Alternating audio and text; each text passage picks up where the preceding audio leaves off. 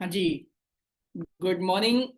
आई hope आप सब अच्छे होंगे। अब मीटिंग को स्टार्ट किया जाए। जिसको आना था वो आ चुके हैं, बट जो आ चुके हैं प्लीज उनसे एक रिक्वेस्ट है, जब आप मीटिंग में इंटर कर ही लिए हो तो इस मीटिंग को लास्ट तक क्या करना है, वॉच करना है, नोट्स बनाने हैं, प्रॉपर सुनने हैं, ठीक है। और आपको इस मीटिंग की रिकॉर्डिंग्स भी मिलेगी, बट उसी को मिलेगी जो मीटिंग में लास्ट तक रुका रहेगा। और 3-4 बार देखना है, क्योंकि लाइक जो आज की मीटिंग होने वाली है, जिसने लास्ट तक अटेंड कर लिया तो उसको ना ही डे 3 के बाद प्रॉब्लम आएगी, ना ही 2 CC की क्लोजिंग की मीटिंग के बाद प्रॉब्लम आएगी, ठीक है। क्योंकि लाइक जो मीटिंग होने वाली है, एक ऐसे पर्सनैलिटी करने वाले हैं जिनको आप सब जानते हो, मिस्टर उदय, कोलकाता से बिलोंग करते हैं, ठीक है। तो इतना मुझे पता है कि उनकी हर एक मीटिंग जबरदस्त होती है। उनके जो पॉइंट होते हैं, उनके जो एग्जाम्पल होते हैं, ऐसे होते हैं कि सामने वाले के होश उड़ा देते हैं, ठीक है। तो मुझे लगता है कि जब मैं इस मीटिंग को लेकर इतना सीरियस हूं, ठीक है, क्योंकि ऑलरेडी जो आपको अचीव करना है वो चीज मैंने अचीव कर लिया है, इसके बाद भी मैं सीरियस हूं, तो आप सीरियस नहीं रहोगे तो लाइफ में क्या ही होगा आपका, फिर ये बताओ, ठीक है। तो जो आज की मीटिंग है, प्रॉपर फोकस होकर सुनना है कि लाइक जब हम किसी भी प्रोस्पेक्ट को डे 1 दिखा देते हैं, डे 2 दिखा देते हैं, डे 3 दिखा देते हैं, डे 3 के बाद हम रुक जाते हैं। हम अपने अपलाइन का, सीनियर का वेट करते हैं कि हमारे अपलाइन एंड सीनियर हमारे प्रोस्पेक्ट की क्लोजिंग कर दे। अब इससे दो चीज होती है, टाइम से क्लोजिंग हो गई तो सामने वाला पर्सन एंटर कर जाता है, और टाइम से क्लोजिंग नहीं हुई तो वो पर्सन बर्बाद हो जाता है, मीन्स खराब हो जाता है ना। बट वही सेम चीज आपको खुद बनने लग जाए, आपको खुद बनने लग जाए, तो आपके जो पर्सन है कभी खराब ही नहीं होंगे। कहने का मतलब ये है कि एक दिन लेट सक्सेस आपको मिल जाए, बट कोशिश आप ये करो कि जो भी करना है खुद के दम पे करना है। आपकी टीम में कोई एक पर्सन आ रहा है, तो पूरा 100% आपका होना चाहिए, पूरा 100% आपका होना चाहिए। तो एक रिक्वेस्ट कर रहा हूँ, बार बार कर रहा हूँ, टाइम बहुत कीमती होता है हर एक इंसान के लिए, तो प्लीज अपना टाइम बर्बाद मत करना। इस मीटिंग में हो, प्रॉपर कैमरा ऑन करके विथ डायरी पेन लेकर इस मीटिंग को अटेंड करना है, नोट्स बनाने हैं, फोकस करना है, ठीक है। और कैमरा ऑफ हुए, जैसे कैमरा ऑफ होते गए मैं सबको रिमूव करते जाऊंगा। क्योंकि ध्यान रख लेना, इस बिजनेस में 80-20 का रेशो चलता है, 80-20 का रेशो चलता है। हर कोई पैसा नहीं कमा पाता, ध्यान रख लेना, ठीक है। तो इसलिए पहले से ही मैं सतर्क कर दे रहा हूं कि पैसा वही कमा पाएगा जिसको ऑल चीज के बारे में नॉलेज होगा। और नॉलेज तभी होगा जब आप मीटिंग में अवेलेबल होंगे। एंड हाँ, खुद तो अवेलेबल होंगे, बट आपकी टीम भी अवेलेबल होगी, तब जाके आप कुछ कर पाओगे लाइफ में, ठीक है। तो उधर आपको वही सारी है, मैं आपको होस्ट बनाता हूँ। अब मुझे नहीं पता मीटिंग कितनी लंबी जाएगी, बट मीटिंग जबरदस्त होने वाली है, इसलिए कह रहा हूं कि मीटिंग में लास्ट तक रुकना है। उदय, मैंने आपको मैं होस्ट बना दिया हूं, मुझे स्पॉटलाइट से रिमूव कर देना, ठीक है। उदय वॉइस आ रही है? हाँ जी सर, वॉइस आ रही है। ठीक है, टीम आपके हवाले। बाकी हाँ, एक चीज और है, आप सब टीम मीटिंग में फोकस करना। मैं कुछ लोगों को मैसेजेस कर रहा हूँ, वो मैसेजेस आपके पास भी आ सकते हैं, तो वो आपके लिए नहीं है ना। आप प्रॉपर मीटिंग फोकस करना है। अब कोई ग्रुप नहीं, फोन को रख दो साइलेंट, फोन को साइलेंट कर दो, पूरा फोकस। अब धोखे से मैं यहाँ पे सबको देख रहा हूँ, किसी का कैमरा ऑफ हुआ, मैंने कॉल किया और आपका कॉल बिजी आया, तुरंत ग्रुप से रिमूव। क्योंकि एक टाइम में एक ही काम हो सकता है, एक ही टाइम में एक ही काम हो सकता है, दो काम नहीं कर सकते आप, ठीक है। ठीक हो रहा है, कंटिन्यू करो।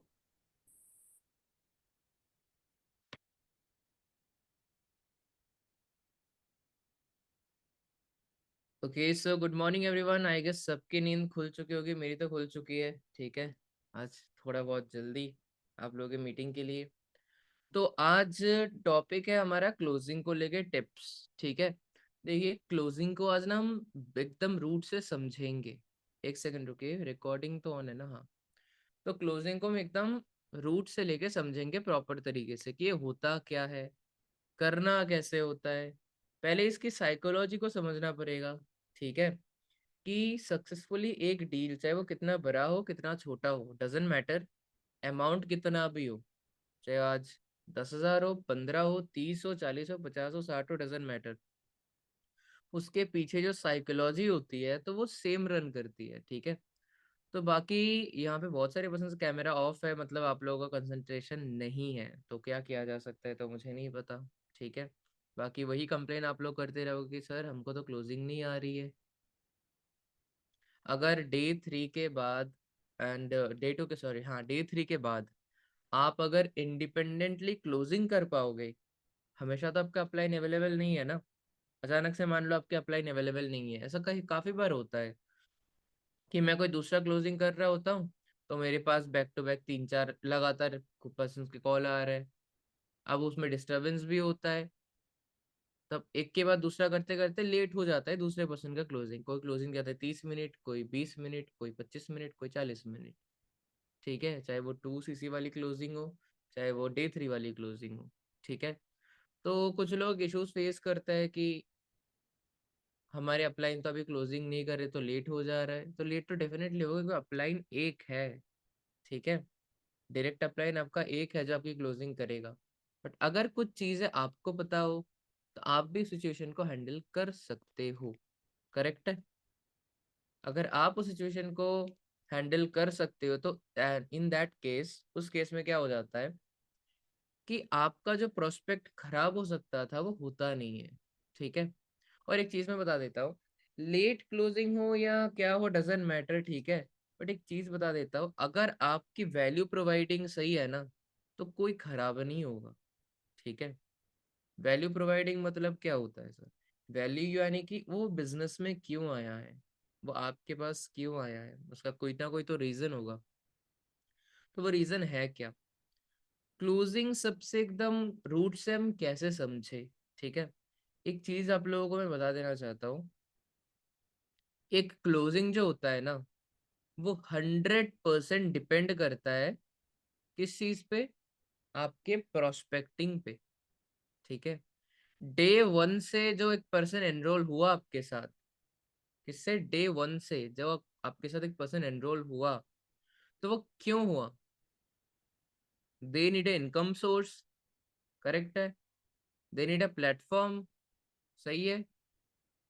बहुत सारे लोग फॉरएवर को जानते हैं, बहुत सारे लोग फॉरएवर को नहीं जानते, बट हाँ, दोनों का मोटिव सेम है, क्या है, कि हमको एक प्रॉपर प्लेटफॉर्म चाहिए, इनकम चाहिए, सपोर्ट चाहिए, करेक्ट है, और एक ट्रस्टेबल जगह चाहिए जहाँ पे हम एक अच्छी खासी इनकम जनरेट कर पाए, ठीक है। तो एक चीज मैं आपको बता देना चाहता हूँ, आपकी जो प्रोस्पेक्टिंग से लेके क्लोजिंग तक की जर्नी है ना, देखो, मेन सबसे बड़ा प्रोसेस हमारे इस बिजनेस में क्या है, डेवलपमेंट से पहले की बात कर रहा हूँ, हमारे बिजनेस के बेसिक प्रोसेसेस क्या है, इनविटेशन, एनरोलमेंट, प्रोस्पेक्टिंग, क्लोजिंग, फिर आ जाता है क्या, डेवलपमेंट, प्रोडक्टिविटी, अचीवमेंट, क्लियर, समझ में आ गया। तो सबसे लंबा दौर कहाँ तक जाता है, डील क्लोज होने तक, क्लोजिंग के बाद कंप्लीट हो जाता है, उसके बाद आता है डेवलपमेंट। तो हाँ, सबसे लंबा प्रोसेस तो डेवलपमेंट में जाएगा एंड अचीवमेंट में जाएगा, है ना।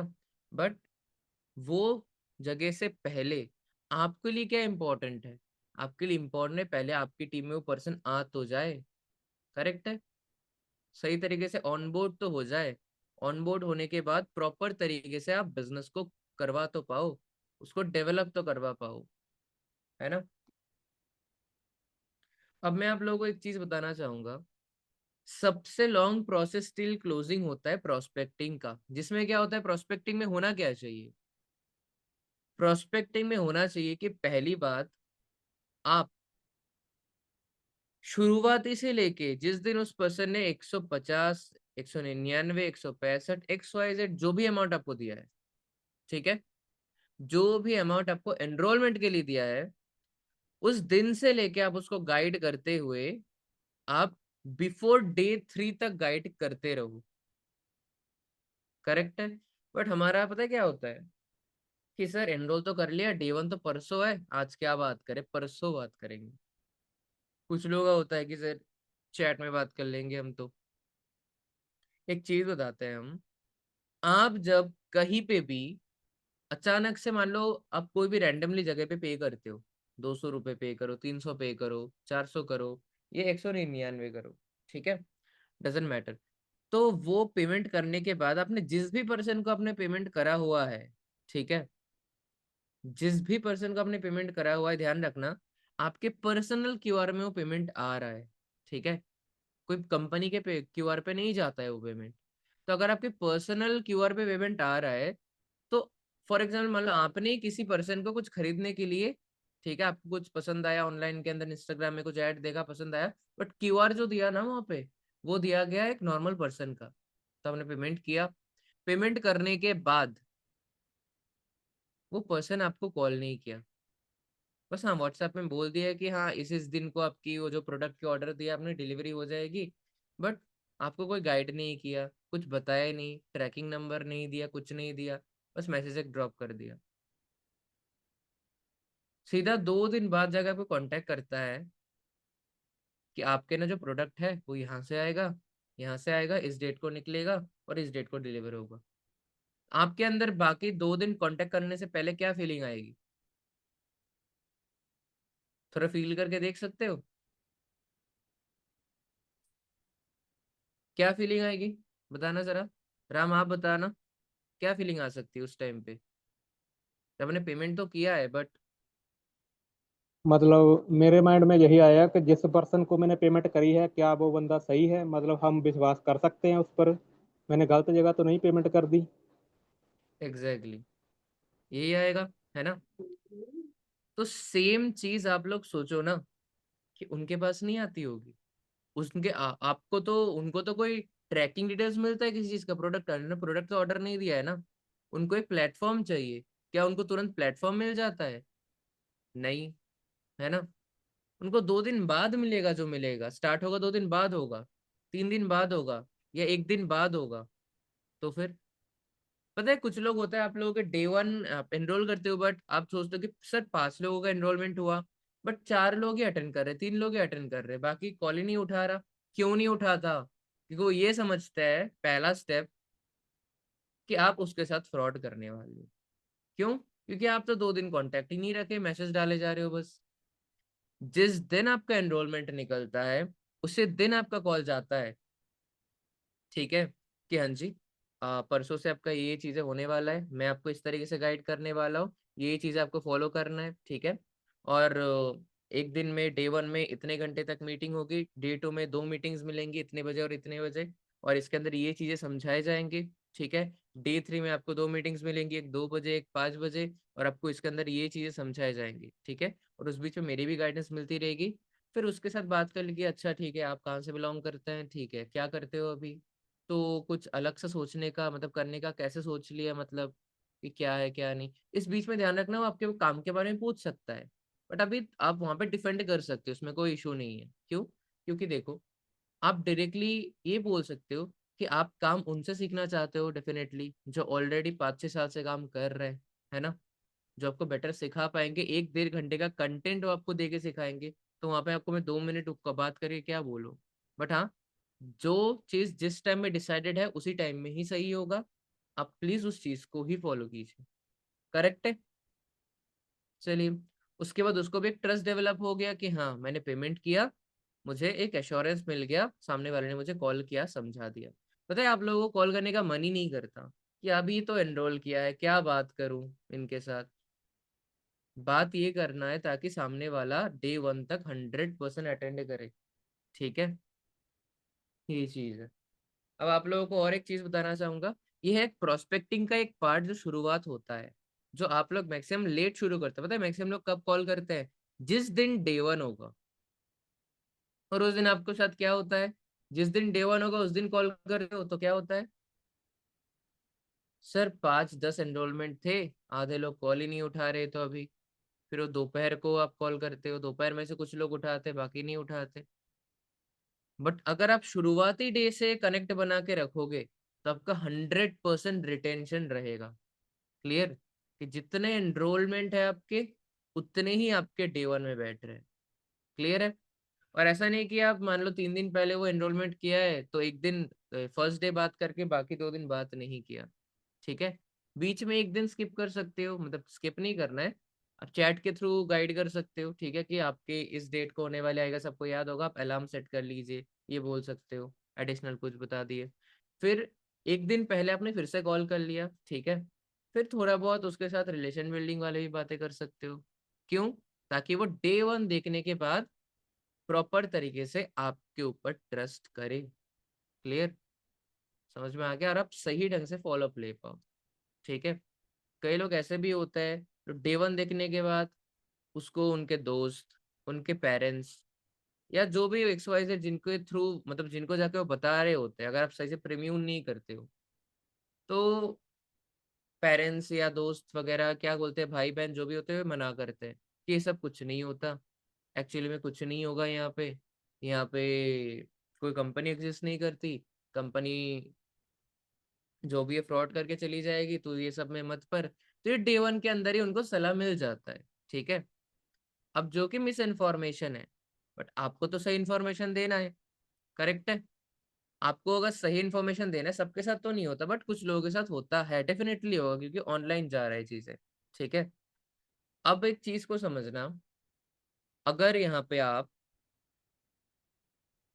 डे 1 डे 2 डे 3 जितने भी आपका डेज उनके साथ डे 1 से पहले मिलता है, आपको बात कर लेते हो, तो आप क्या बिल्ड कर लेते हो? एक बढ़िया ट्रस्ट बिल्ड कर लेते हो, जिस चक्कर में क्या होता है कि सामने वाला 2 बार सोचता है आपके साथ बात करने से पहले कि नहीं, चीजें सही है, पेरेंट्स से भी सुना है मैंने, ये दोस्तों से भी सुना है, बट एक बार इनकी भी सुन लेते हैं क्योंकि उन्होंने मेरे को डे 1 से गाइड करा हुआ है। बस वहां पे आप अपना प्रीम्यून कर देते हो, आप भी वही बताते हो जो उसके साथ हुआ है या होगा, करेक्ट है? फिर आप फॉलो अप लेते हो। समझ में आ गया? क्योंकि आपके साथ ये भी होता होगा कि डे 1 हो गया, सर फॉलोअप के लिए तो कॉल नहीं उठा रहा, कॉल इसलिए नहीं उठा रहा क्योंकि वो आपको समझता है कि आप स्कैम करने वाले हो। समझ में आ गया? और कभी कभी हाँ, एक पर्सन एक्चुअली में बिजी होता है, बट एक चीज ध्यान रखना, एक्चुअली में अगर वो बिजी है मतलब वो आपके बातों का और आपकी चीजों का वैल्यू कर नहीं रहा है। समझ में आ गया? क्यों कर नहीं रहा है?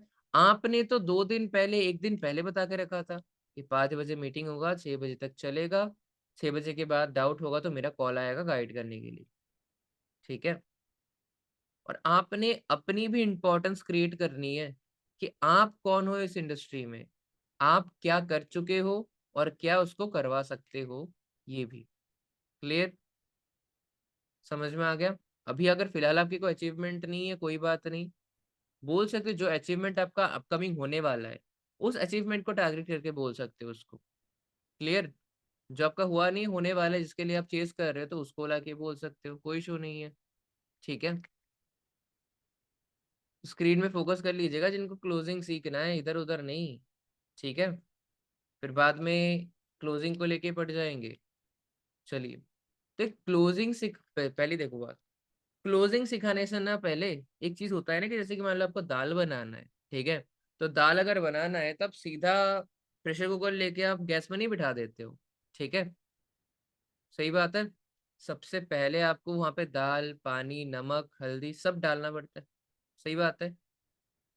उसके बाद तो मैं आपको वो की इंग्रेडिएंट्स बता रहा हूँ जो आपको क्लोजिंग करते टाइम चाहिए पहले, ठीक है? ताकि आपका सक्सेसफुली वो जो क्लोजिंग है वो हो जाए। समझ में आ रहा है मैं क्यों बता रहा हूँ इस लाइक बेसिक बेसिक स्टेप्स? ताकि फाइनली जब क्लोजिंग के लिए बिठाओ, यानी गैस पे बिठा दो उस प्रेशर कुकर को, तो वो सही से पक जाए, ठीक है? बट आप मेरे को बात बताओ, आपने नमक डालना भूल गए, हल्दी डालना भूल गए, कभी तो लोग दाल भी डालना भूल जाते हैं, फॉर एग्जाम्पल इस बिजनेस की बात कर रहा हूँ, दाल की बात नहीं कर रहा हूँ। तो आप बताइए ना, पानी में हल्दी और नमक डाल के प्रेशर कुकर में बिठा देंगे, क्या बनेगा? वो बनेगा कुछ? 30 मिनट तक आपने प्रेशर कुकर में रख दिया, तो जो दाल बननी थी वो दाल बनेगी? नहीं बनेगी ना। तो फिर तो आप कैसे सोच रहे हो कि जो की इंग्रेडिएंट्स है डे 1 डे 3 में आप नहीं डाले तो आपका क्लोजिंग या नोवस निकलेगा? पॉसिबल नहीं है, ठीक है? चलिए, तो आई होप मेरी बातें तो आई गेस आप लोगों को समझ में आ रही है। अब कभी ये तो आप नमक डालना भूल जा रहे हो, मतलब जो बनाना चाह रहे हो उनमें से कोई कोई इंग्रेडिएंट भूल जा रहे हो, बट आप एक भी नहीं भूल सकते। ठीक है, अब करना क्या पड़ेगा, चलिए इस चीज को लेके बात करते हैं। पहला चीज तो मैंने बता दिया। दूसरी चीज यहाँ पे आपने डे 1 हो गया। डे 1 से पहले आप क्या करते हो, प्री फॉलोअप लेते हो। ठीक है, प्री फॉलोअप में प्रॉपरली नोट्स के बारे में बताते हो, गाइड कर देते हो क्या क्या करना पड़ेगा डे 1 के दौरान। डे 1 में नोट्स बनाने पड़ेंगे, सारी चीजें प्रॉपरली फॉलो करना पड़ेगा, ये सारी चीजें आप बता देते हो। ठीक है, चलिए उसके बाद एक और पॉइंट मैं आप लोगों को बताना चाहूंगा, फिर आता है फॉलोअप। चलिए ये बताना प्रोस्पेक्टिंग और फॉलोअप का क्या वास्ता है। प्रोस्पेक्टिंग का पार्ट है फॉलोअप। प्रोस्पेक्टिंग एक प्रोसेस है, उस प्रोसेस का एक पार्ट है फॉलोअप। ठीक है, बट आपकी दिक्कत पता है क्या है, आप बस फॉलोअप करते हो, प्रोस्पेक्टिंग नहीं करते हो। आई नो कि ग्रुप्स में बताया जाता है कि फॉलोअप ले लो, फॉलोअप ले लो, फॉलोअप नहीं ले लो, प्रोस्पेक्टिंग कर लो। Is that clear? प्रोस्पेक्टिंग के पार्ट में आता है क्या, follow up, relation building, road map, need identification, solution. समझ में आ गया? पर्सनल एश्योरेंस, ये सारी चीजें आ रहे होते हैं। तो आप अगर इतने सारे स्टेप में से बस फॉलोअप का स्टेप मेंटेन करोगे और थोड़ा बहुत रिलेशन बिल्डिंग का करोगे, कैसे होगा? समझ में आ गया? प्रोस्पेक्टिंग का जो पूरा यहाँ पे मेन क्या बोलते हैं उसको, बेसिक्स है आपका, रिलेशन बिल्डिंग, फॉलोअप, फिर क्या बोलते हैं उसको, नीड आइडेंटिफिकेशन, सोल्यूशन, फिर आपके रोड मैप, ये सारी चीजें इंक्लूड होने चाहिए। ठीक है, आई नो कि शुरुआती आप स्टार्ट करते हो फॉलोअप से। ठीक है, कि हम फॉलोअप से स्टार्ट करते हैं, कोई बात नहीं, सभी लोग फॉलोअप से। फॉलोअप होता क्या है पहले आप ये तो समझिए, क्या होता है फॉलोअप? फॉलोअप होता है जो भी सेशन इसने अटेंड करा है, डे 1, डे 2, डे 3, कोई भी XYZ सेशन अटेंड करा है, कोई भी वीडियो देखा है, बस सेशन की बात नहीं है, कोई भी वीडियो देखा है, कोई भी कुछ भी देख के आया है, तो उसका शॉर्ट समरी आपको प्रोवाइड करना है। Is that clear? फॉलोअप यानी कि जो आपका डे 1 देख के आया पर्सन, उसका शॉर्ट समरी जो है वो आपको सामने वाले को प्रोवाइड करना है। Is that clear? Short summary आपने प्रोवाइड कर दिया, ठीक है। अब उसके बाद क्या करना है बताते हैं। ठीक है, उस शॉर्ट समरी के बीच ऐसा नहीं होता कि सबसे पहले आप फॉलोअप करोगे, फिर रिलेशन बिल्ड करोगे, फिर वैल्यू दोगे, फिर पर्सनल एश्योरेंस दोगे, स्टेप बाय स्टेप नहीं होता ये। ठीक है, स्टेप बाय स्टेप नहीं होता ये, यहाँ पे थोड़ी खिचड़ी बनानी पड़ती है आपको। किस चीज की? अगर आप बस फॉलोअप लेते ले रह जाओगे तो वो 100% प्रोफेशनल बन जाएगा, जिससे आप उससे पर्सनल कनेक्ट कभी नहीं बना पाओगे। फिर फॉलोअप खत्म हो गया, आप रिलेशन बिल्डिंग के पार्ट को लेके कर रहे हो कि हाँ हम जी कहाँ से बिलोंग करते हो, क्या करते हो। उसको जो समझना था ना वो समझ लिया ना फॉलोअप में, तो वो क्यों बताए, वो क्या करता है, क्यों डिटेल में अपने बारे में बताए। सही बात है, उसको जो सुनना था, उसका जो डाउट था आपने फॉलोअप में तो क्लियर कर दिया ना। सही बात है कि नहीं? तो फिर वो पर्सनली आपके साथ बात क्यों करे उसके बाद? वो तो ये सोचेगा ना यार मेरे काम है ये वो, तो जो बताना था बता दिया उन्होंने, है कि नहीं। उसके बाद आप पूछते हो कि आपके ड्रीम्स क्या है। देखो, ड्रीम्स क्या है बोलने से वो ड्रीम्स नहीं बता देगा। अभी मैं आज जाके यहाँ पे किसी को भी पूछ लूंगा कि ड्रीम्स क्या है, तो क्या, हाँ मेरा ड्रीम है गाड़ी खरीदना, घर बनाना, ये करना, ये तो 5-6 साल बाद की बात है। करंट ड्रीम नहीं, नीड पूछना है, ड्रीम नहीं पूछना है, नीड पूछना है कि आज अगर तुम्हारे को यहाँ से 20,000 आता है तो तुम कौन सा ऐसा काम करने वाले हो जो तुम पिछले 5-6 महीने से कर नहीं पा रहे हो। समझ में आ गया? तो उसकी इनिशियल नीड पकड़ में आती है। एक एग्जांपल दे रहा हूं मैं, अगर तुम्हारे को 25,000 आते हैं लाइक फर्स्ट मंथ को या सेकंड मंथ को जो भी है, तो उस पैसे से तुम करने क्या वाले हो, कौन सा सा चीजें तुम नहीं कर पा रहे थे इतने टाइम से, पैसे की दिक्कत की वजह से, जो आज करने वाले हो, वो बताएगा ना सोच के। ठीक है, चलिए, तो वहां से निकलती है नीड। आपको ड्रीम्स नहीं जानने, ड्रीम्स चलो ठीक है, आगे जाके आप बोल सकते हो नोवस, जब वो फाइनली बन जाए, डे 1 डे 2 डे 3 के क्या ड्रीम्स बताएगा वो आपको? आप बताओ, क्या ड्रीम्स बताएगा? वो गाड़ी खरीद लेगा? सिंपल सी बात है भाई, इस बिजनेस में आके 1 साल में कोई नहीं खरीदता। ठीक है, बनने में टाइम लगता है। आप पहले इनकम बनाते हो अच्छी, उसके बाद स्टेबिलिटी बनाते हो इस इनकम की, स्टेबिलिटी बनाने के बाद अचीवमेंट करते हो। करेक्ट है, अचीवमेंट्स करते हो, अपनी इनकम और बढ़ती है, लेवल्स बढ़ाते हो, लेवल्स बढ़ाने के बाद कार प्लान की तरफ जाते हो, ईएमआर करते हो, एमआर करते हो, फिर जाके एक पर्सन सोचता है कि हाँ अब सही टाइम आ गया है, 2-3 साल हो गए बिजनेस में, अब हम किसी चीज की तरफ प्रोसीड कर सकते हैं। ठीक है, समझ में आ गया? तो सबकी अपनी अपनी प्लानिंग्स होती है। ठीक है, तो आप मेरे को बताओ ना, यहाँ पे आप आधे लोग आप अभी ये नहीं सोच पाए कि हम कभी गाड़ी खरीद पाएंगे कि नहीं।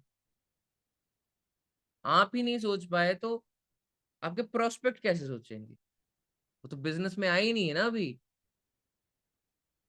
समझ में आ गया? तो थिंक प्रैक्टिकली। ठीक है, ऐसा नहीं कि आपके ड्रीम्स क्या है, आपका फेवरेट कार क्या है, ये क्या है, ये फालतू ही सवाल होता है। ठीक है, ये नहीं पूछने। उसका नीड ये नहीं है आपको, ये आपके पास इसलिए अप्लाई नहीं किया है वो क्योंकि वो जाके घर खरीद पाए। ठीक है, ध्यान रखना, ये इसलिए नहीं अप्लाई किया है कि वो अपना पूरा घर चला पाए एक बारी में, इसलिए भी नहीं अप्लाई किया है। मैक्सिमम लोग क्यों अप्लाई करते हैं? कि उनको एक इनकम सोर्स मिल जाए जिससे वो थोड़ा बहुत इनकम कमाना शुरुआती में स्टार्ट करते हैं, आगे जाके वो बढ़ जाएगा।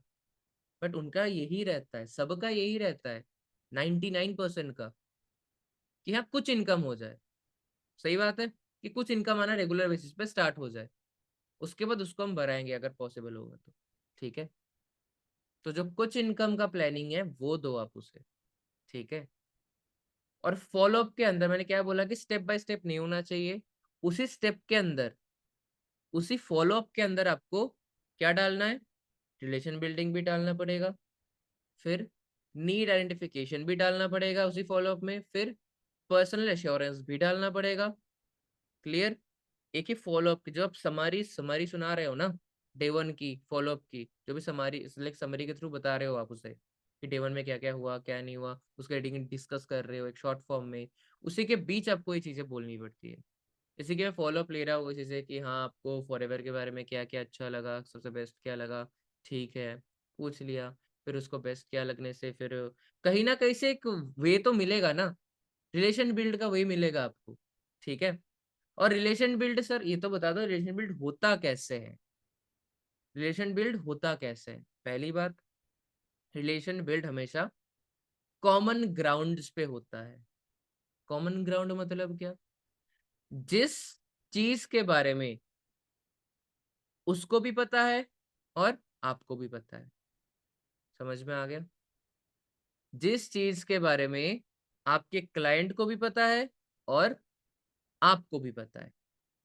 क्लियर? और उस फील्ड के बारे में आपके क्लाइंट को ज्यादा नॉलेज हो, आपको कम नॉलेज हो। इससे फायदा पता है क्या होगा? हमेशा आपके पास ही नॉलेज ज्यादा हो ऐसा तो नहीं हो सकता। ठीक है, आपके पास पास बिजनेस का नॉलेज ज्यादा हो सकता है, फॉरएवर का नॉलेज शायद ज्यादा हो सकता है उससे, बट उसके फील्ड का, उसके कॉमन ग्राउंड का नॉलेज उसको ज्यादा होगा, जो आपको भी पता होना चाहिए। ऐसा एक पॉइंट, मान लो उसके प्रोफेशन को लेके क्या पता, उसने भी बीएससी कंप्लीट करी हो, आपने भी बीएससी कंप्लीट करी हो, ये कॉमन ग्राउंड हो सकता है। ठीक है, यानी उसका जो इंटरेस्ट है जिस भी फील्ड में, जरूरी नहीं है फॉरएवर हो, कुछ भी फील्ड हो, उसका मेडिकल का फील्ड हो, फार्मेकोलॉजी का फील्ड हो, या इंजीनियरिंग फील्ड हो, वो बीकॉम कर रहा हो, एमबीए कर रहा हो, बीबीए कर रहा हो, बिजनेस का फील्ड हो, कॉमर्स का फील्ड हो, कोई भी XYZ फील्ड हो, उसका इंटरेस्ट क्या है मेनली ये पूछना है। अगर वो बीएससी कर रहा है पूछो उससे, अच्छा अगर आप बीएससी अगर कर रहे हो तो क्या आपकी चॉइस है? जेन्युइनली पूछो, वो बोलेगा आपकी खुद की चॉइस होगा तो खुद बोलेगा या बोलेगी। करेक्ट है? और नहीं होगा तो बोलेंगे पापा मम्मी के चॉइस से कर रहे हैं। तो वो फिर पूछो आपका चॉइस क्या था, फिर वो बोलेगा फैशन डिजाइनिंग। तो अगर फैशन डिजाइनिंग अगर आपका था, आपको अगर एक ऐसा आर्टिस्ट बनना था तो आप क्यों नहीं बने, उसके पीछे वजह पूछो। ठीक है, तो वो अपना इमोशन एक्सप्रेस करेगा, कोई ना कोई तो इमोशन होगा उसके पीछे की जिस वजह से वो नहीं कर पाए, मना कर दिया होगा, कुछ ना कुछ XYZ होगा, डेफिनेटली होगा। तो उसके इंटरेस्ट को लेके भी बात करो, ठीक है। फिर वो आगे जाके वो कैसे परस्यू कर सकता, क्या पता पैसे की वजह से उसने फैशन डिजाइनिंग का कोर्स छोड़ा हो, वहां पे बहुत ज्यादा पैसे लगते हैं। तो उसको रोड मैप वो दिखाओ कि ठीक है भाई, तेरे को ये पैसा चाहिए ना, तेरे को फैशन डिजाइनिंग कितने पैसे चाहिए, ये चाहिए, मंथली इतनी इनकम से तू वहां तक अचीव हो सकता है क्या, वो रोड मैप शो कर दो। अब सिंपल सी बात है, आपकी आपके पास जो सॉल्यूशन है आप वो प्रोवाइड करो ना। Is that clear? तो उसकी नीड फैशन डिजाइनिंग है, रोड मैप आपका है फॉरएवर का, तो उसको भी उस टाइम में वो रोड मैप 100% चाहिए। क्योंकि आप उसको, जो इनिशियल ड्रीम है, ठीक है, कि उसको बहुत टाइम से क्या नहीं कर पा रहा, फैशन डिजाइनिंग नहीं कर पा रहा, किस वजह से, पैसे की वजह से। सोल्यूशन किसने दिया, आपने दे दिया, करेक्ट है। पर्सनल रिलेशन भी बिल्ड हुआ, उसने आपके साथ अपने सपने इमोशन भी शेयर करे, आपने रोड मैप भी दे दिया, नीड भी पकड़ लिया, सोल्यूशन भी दे दिया।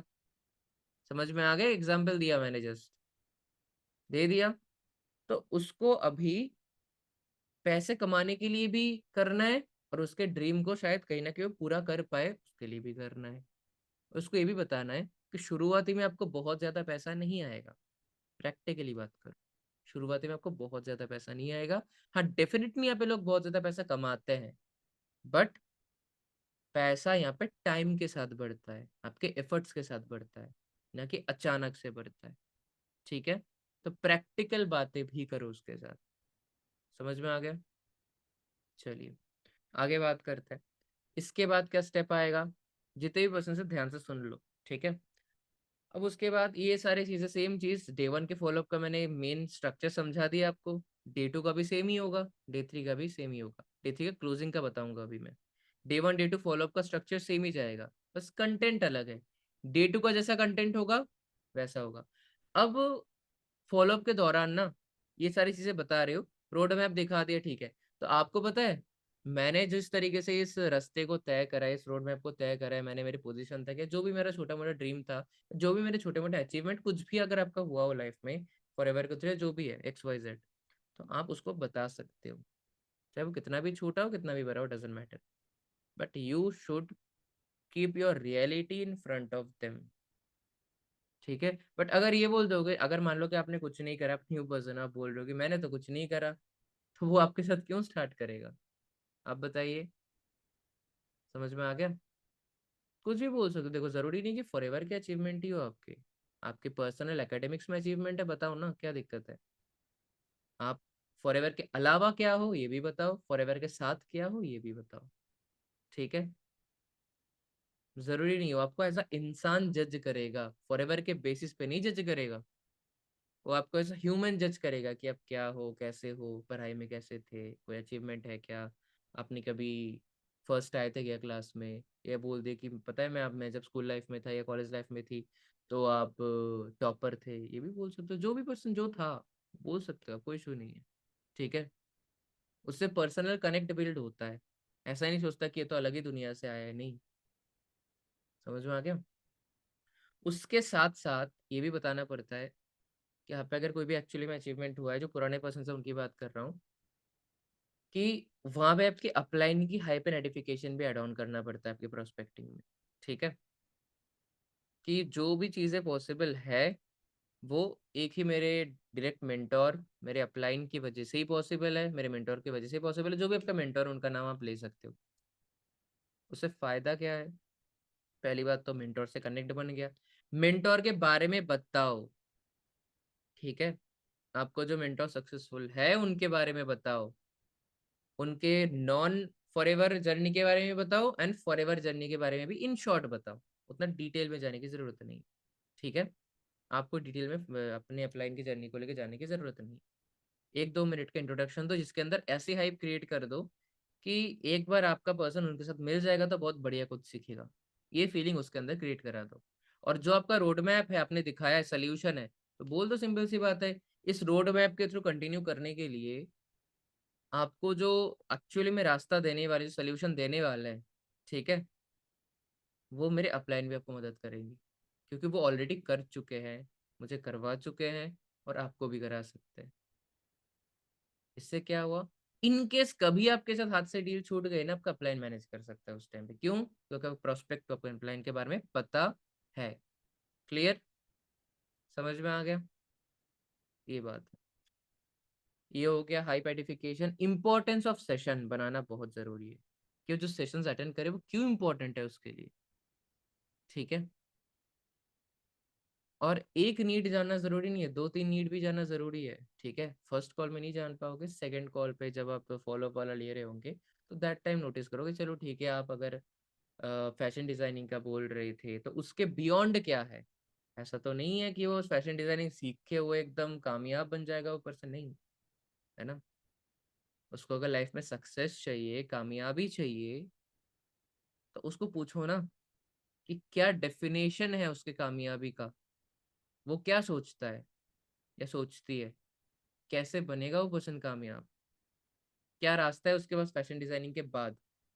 क्या वो एक एकेडमी खोलने वाला है, खोलने वाली है, या क्या वो एक बिजनेस चलाने वाला है, चलाने वाली है, या फिर वो उसके बाद कोई दूसरे ऑप्शन देखेगी, क्या है, कुछ ना कुछ तो सोचा होगा ना उसने। बस उसके बाहर भी जाओ, डे 2 डे 3 जब भी आपको मन करे अपने हिसाब से। फिर उसके बियॉन्ड गए, जाने के बाद आपको ये भी पता चला कि इसके बाद उसको क्या करना है, और उसके बाद जो उसको करना है उसका आपको एक सॉल्यूशन फिगर आउट, एक रोड मैप आपको फॉरएवर से भी फिगर आउट करना पड़ेगा, कि वहां से वहां तक का सफर वो कैसे तय कर सकता है। क्योंकि एंड गोल सबका सबके लाइक लास्ट में जाके पैसा ही होता है। ठीक है? एंड गोल सबका पैसा ही होता है। ठीक है? चलो ये भी बता दिया। उसका भी रोड मैप अपने धीरे धीरे करो, प्रैक्टिकल रोड मैप होना चाहिए, प्रैक्टिकल होना चाहिए, इम्प्रैक्टिकल नहीं। समझ में आ गया? चलिए। और इसके साथ ट्रस्ट बिल्ड करना, पर्सनल एश्योरेंस देना कि आप कुछ भी कर लो, यहाँ पे कर लो, प्रॉपरली काम करो, मैं आपके साथ हूँ, कुछ भी हो जाए। ठीक है? समझ में आ गया? That shows the support. ठीक है? उसके बाद लास्ट पॉइंट कम्स क्लोजिंग। अब आपको लगता है कि इतने सारे पॉइंट्स आपने सही तरीके से इंग्रेडिएंट्स डाले, तो डे 3 में पर्सन क्लोज ना हो।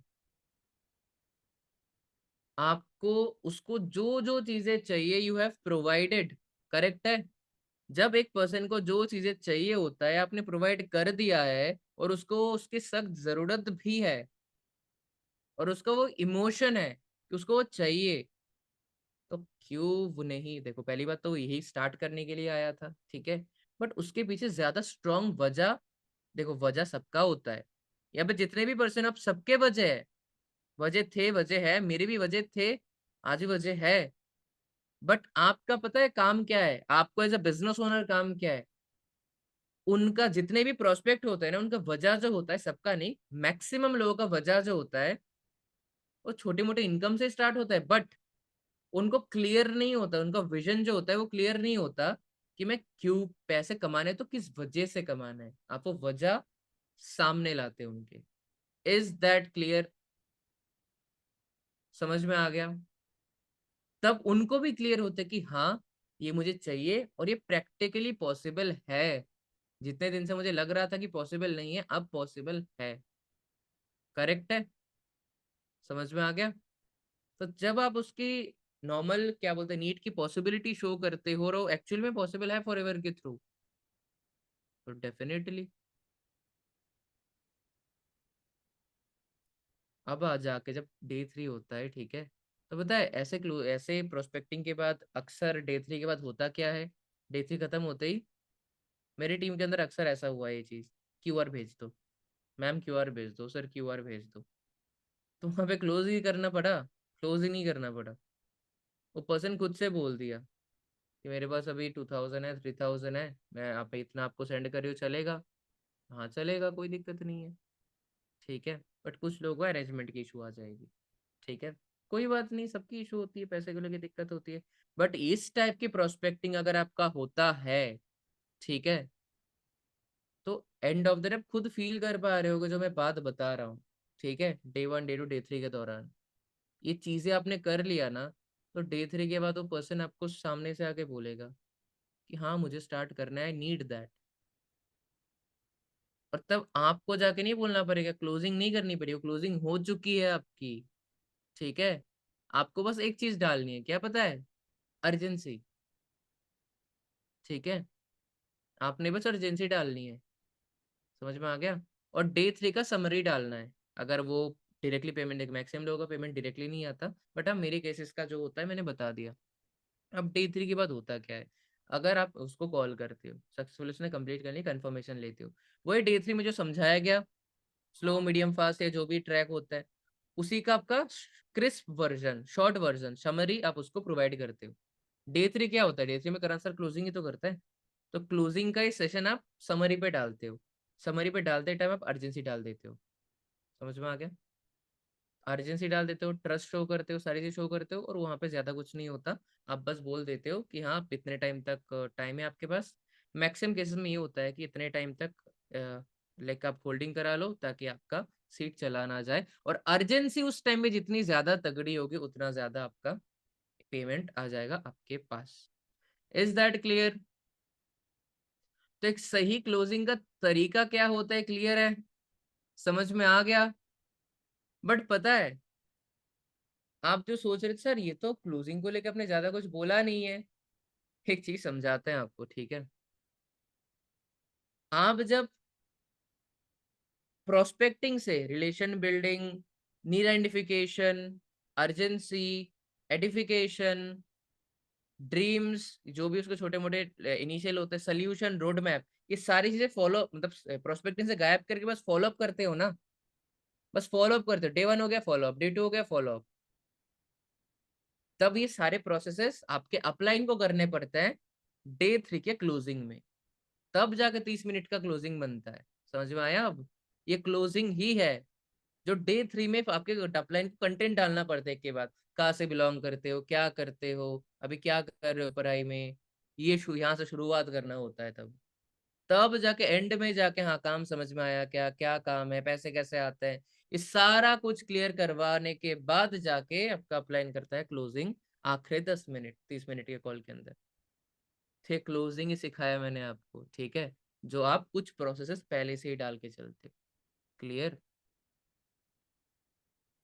या तो प्रोस्पेक्टिंग तगड़ी कर लो, या तो वही सारी चीज हटा के क्लोजिंग में डाल के, एक छोटा सा रिस्क हो जाता है वहां पे कि एक बारे में तुम पूरे पर्सन को क्लोजिंग के लिए डाल देते हो कि हाँ ये चीज है, ये चीज है, ये चीज है, ये चीज है, और वहां पे आपका रेशियो थोड़ा गिर जाता है। बट मेन क्लोजिंग यही होता है। समझ में आ गया? Is that clear?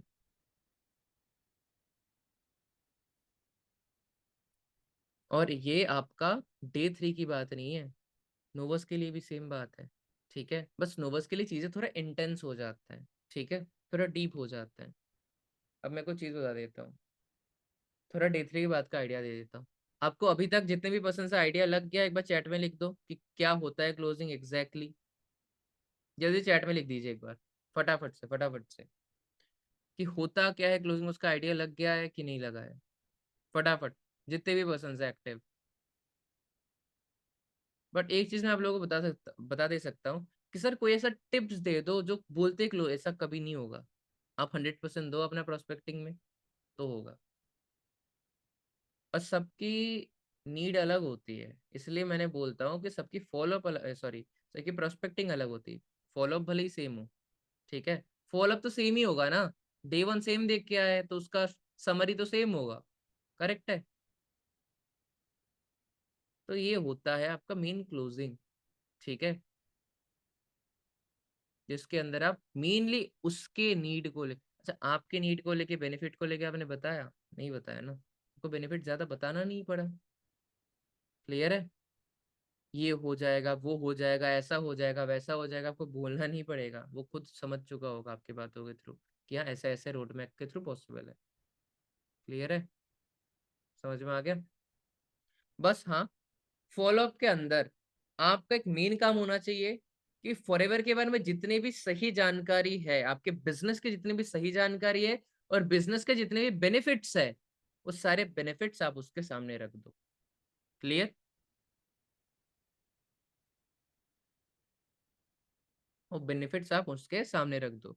बट हाँ, एक चीज याद रखना, बेनिफिट्स जब आप उसके सामने रख रहे हो, एक दिमाग के अंदर एक फिल्टर होता है सबके, ठीक है, ध्यान रखना कि जो भी आप बता रहे हो वो सारे चीजों को अंदर नहीं आने देती, ठीक है। तो आपके रिलेशन बिल्डिंग के थ्रू, आपके प्रोस्पेक्टिंग के थ्रू इतना बेहतर प्रोस्पेक्टिंग करो और इतना बेहतर पर्सनल एश्योरेंस दो, ठीक है। इस सामने वाला पर्सन जो फिल्टर है ना, आपके बेनिफिट्स प्रोवाइड करने से पहले वो फिल्टर वो हटा ले। हटा लिया फिल्टर, तो जो बेनिफिट्स हो सारे उसके अंदर घुसेंगे। और अगर फिल्टर लगा हुआ है ना, तो कुछ चीजें जाएंगे अंदर, ठीक है। जितना ज्यादा गहरा रिलेशन होगा आपके प्रोस्पेक्ट के साथ, रिलेशन इन द सेंस की प्रोफेशनल रिलेशन, ठीक है, कि आप बेहतर तरीके से वो आपको समझ रहा है, आप उसको समझ रहे हो, वो आपकी बातें समझ रहा है, आप उसकी परेशानी समझ रहे हो। क्लियर? समझ में आ गया? वो आपका सोल्यूशन समझ रहा है, आप उसकी प्रॉब्लम समझ रहे हो। आप मेरे को बताओ ना, कभी एक डॉक्टर अगर एक पेशेंट को टेस्ट करने के बाद, पूरा कंसल्टेशन होने के बाद उसको जो मेडिसिन प्रोवाइड करता है, वो पेशेंट 100% लेता है? बट कभी कभी एक चीज मैं बता, अच्छा नहीं लेता है क्या? कुछ लोग बोल रहे हैं नहीं, मैंने डॉक्टर के पास गए, हम डॉक्टर ने मेडिसिन दिया, हमने लिया ही नहीं, ऐसा होता है? डेफिनेटली नहीं होता है। जो डॉक्टर आपको मेडिसिन प्रिस्क्राइब करते हो, डॉक्टर के क्या बोलते हैं उसको, चेम्बर के बाहर जाने के बाद या हॉस्पिटल के बाहर जाने के बाद आप फार्मेसी जाते हो ना सबसे पहले खरीदने के लिए, या फिर घर चले जाते हो कि 1 महीने बाद आएंगे? ऐसा तो नहीं होता। डॉक्टर जो मेडिसिन आपको देता है, देने के पहली बात तो क्या करता है, क्या प्रॉब्लम है, कब से हो रहा है, क्या सिम्टम्स हो रहे थे, ऐसा हुआ था क्या, वैसा हुआ था क्या? समझ में आ गया?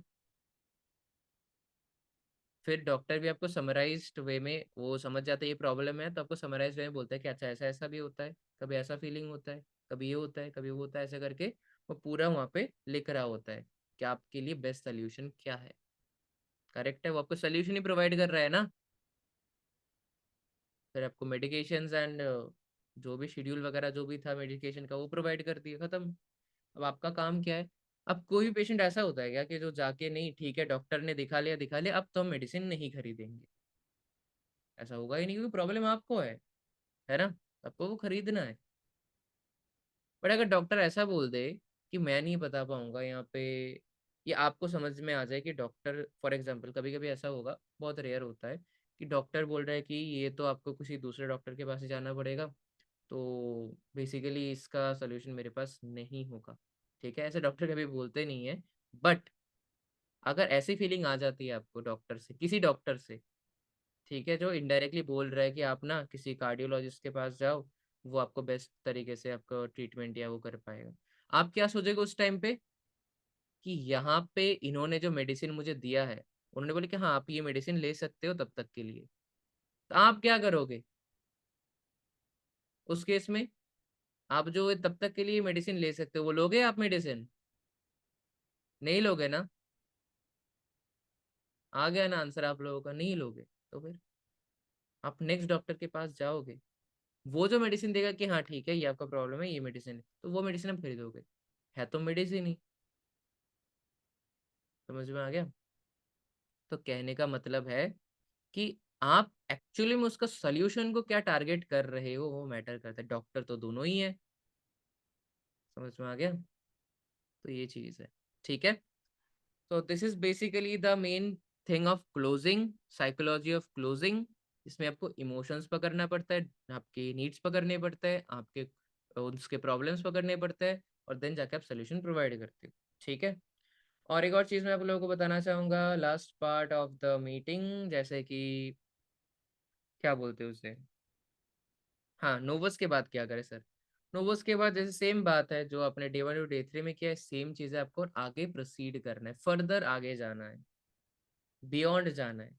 यानी आप बातें उठेंगे उसके करियर को लेके, उसको देखो ना कि वो क्या करना चाहता है, वो करियर में रिसर्च में जाना चाहता है, वो कुछ बनना चाहता है, क्या करना चाहता है, एंड गोल क्या है, बिजनेस ही करना है क्या या क्या है, सारा कुछ जानने के बाद आपको बस कंसल्ट करना है सामने वाले पर्सन से। कंसल्ट करते करते आपको फॉरएवर के हर एक चीज फिगर आउट करके सामने रखना है। 3 दिन में तो पॉसिबल नहीं है, बट बाकी जो डेज होंगे उसके अंदर आपको फिगर आउट करके उसको सामने रखना है कि फॉरएवर में 11 टाइप्स ऑफ इनकम है, तो ये है, ये है, ये है। कारप्लेन होता है तो ऐसे ऐसे ऐसे होता है, और ये तरीका होता है कारप्लेन का, ठीक है। और आप इसको इतने टाइम बाद कर सकते हो, ठीक है। 2cc को लेके होता क्या है, ये 2cc एग्जैक्टली करना कैसे होता है, क्या सारे ये सारी चीजें वो पर्सन जान रहा होता है, ठीक है।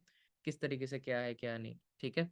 जो भी 100% क्या बोलते हैं, जो भी 100% information about forever living business, forever living products and हर एक चीज, हर एक वो जानकारी जो आपको फॉर एवर के बारे में है, वो आपको देनी पड़ती है, क्लियर। ताकि वो एक बेटर डिसीजन ले पाए कि उसको फॉर एवर शॉर्ट टर्म के लिए करना है कि लॉन्ग टर्म के लिए करना है, कि उसको लाइफ टाइम बेनिफिट चाहिए फॉर एवर का, कि लाइफ टाइम इनकम चाहिए फॉर एवर का।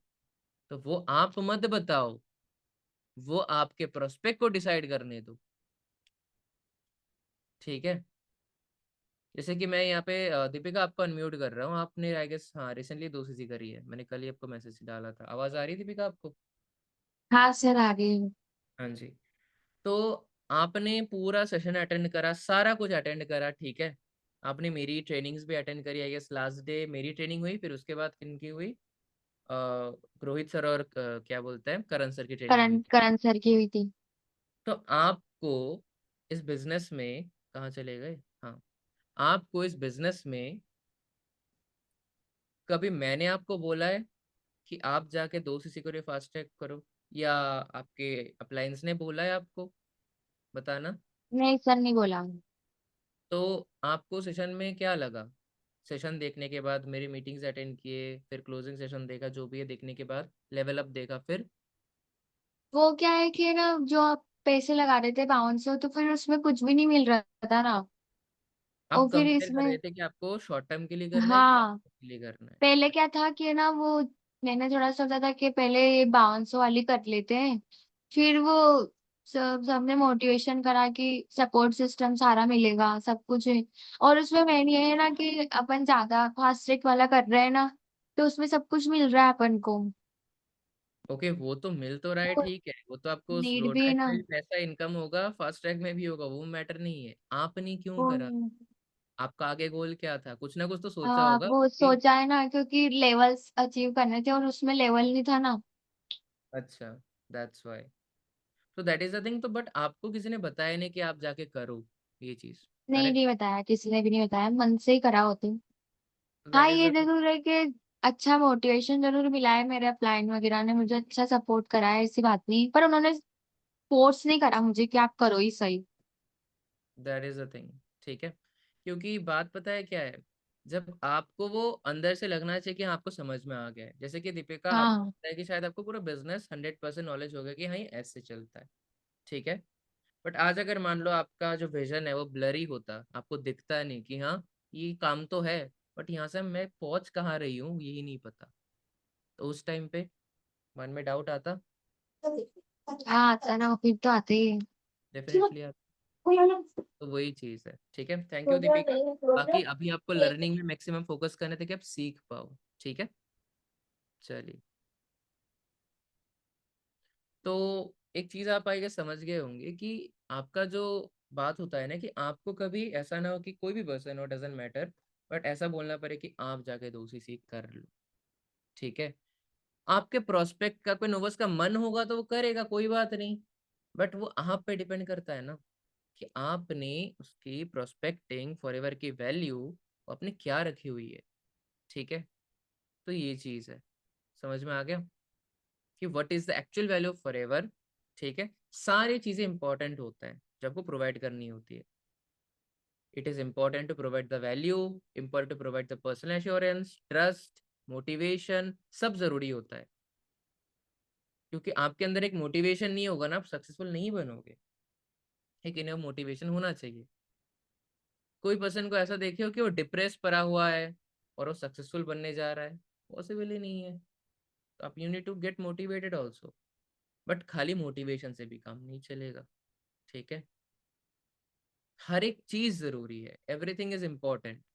और ये जो मैंने बेसिक समझाया आज इस बिजनेस में, ये फॉरएवर को लेके, ये क्लोजिंग के प्रोसेस को लेके। एक बात बता देते हैं हम आपको, ये फॉरएवर का बिजनेस प्रोसेस नहीं, ये फॉरएवर का क्लोजिंग प्रोसेस नहीं, ये पूरे दुनिया के बिजनेसेस का क्लोजिंग प्रोसेस सेम होता है। समझ में आ गया? पूरे दुनिया का बिजनेस का क्लोजिंग प्रोसेस सेम होता है।